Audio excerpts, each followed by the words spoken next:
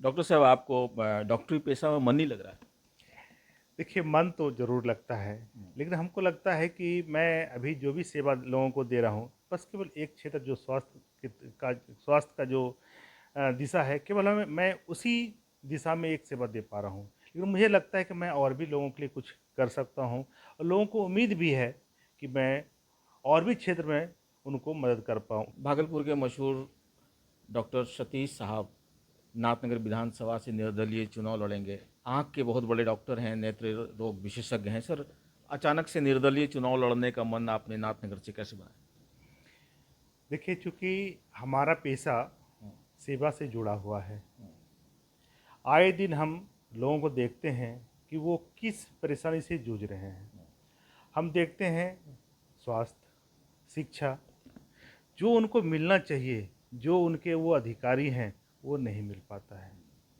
तो मुझे लगता है कहीं न कहीं कुछ न कुछ कमी है, कमी क जहाँ भी हो, लेकिन जो कष्ट जो झेल रहे हैं हमारे नाथनगर विधानसभा क्षेत्र के जो भी लोग हैं, हम देखते हैं बहुतों को कष्ट है।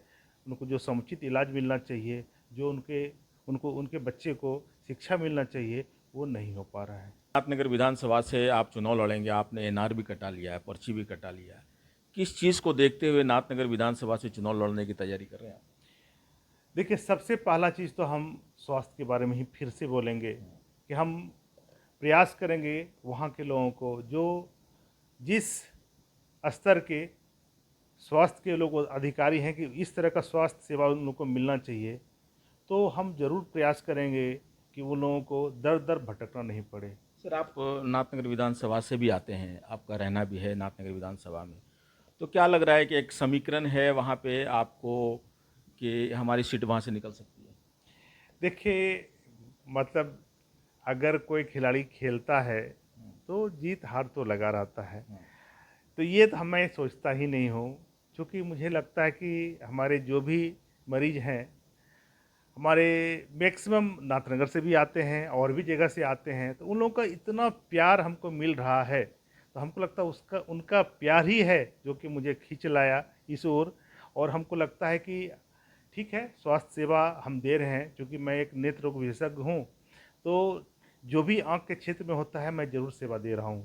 लेकिन मुझे लगता है कि मैं और भी कुछ दे सकता हूँ, उन लोगों का इतना प्यार हमको मिल रहा है, तो मैं चाहता हूँ कि और भी जो क्षेत्र है, जहाँ हम उनको मदद कर सकते हैं, उस तरफ भी हम कुछ न कुछ सेवा उनको दें, इसीलिए हम इस क्षेत्र में आना चाहते हैं। तो मैं चाहता हूँ कि उनकी आवाज़ बन कर के वहाँ तक मैं पहुँचूँ या उनकी आवाज़ वहाँ तक पहुँचाऊँ। आप जिस में जाति से आते हैं, कुशवाहा समाज से आते हैं, तो नाथनगर विधानसभा में अच्छी खासी वोट है। अगर आपने कुछ समीकरण सही बना लिया, तो कुछ भी हो सकता है। देखिए, मैं ये सोचता ही नहीं हूँ, हुँ, मुझे हुँ, हर वर्ग का इतना प्यार मिलता है, इतना सम्मान मिलता है, मुझे तो कुछ समझ में ही नहीं आता है ये सब चीज़। इसलिए मैं चाहता हूँ कि मैं हर लोगों का दुःख, दर्द दूर करूँ और सबका प्यार लूँ। आप विधायक बन जाते हैं, तो पहला काम क्या करेंगे क्षेत्र में? देखिए, सबसे पहला काम हम करेंगे, देखिए एक गरीब बच्चा हुँ, पढ़कर ही अमीर हो सकता है। हुँ, तो मैं ज़रूर चाहूँगा कि जो भी अभी बहुत ख़राब कंडीशन स्कूल का हो गया है, मैं मुझसे जितना हो पाएगा, मैं शिक्षा के स्तर को ज़रूर ऊँचा करने की कोशिश करूँगा। मैं भी एक सरकारी स्कूल से पढ़ा हुआ हूँ और आज जब मैं देखता हूँ सरकारी स्कूल का हाल, तो मुझे रोना आता है। सर, आपने नाथनगर विधानसभा ही क्यों चुना?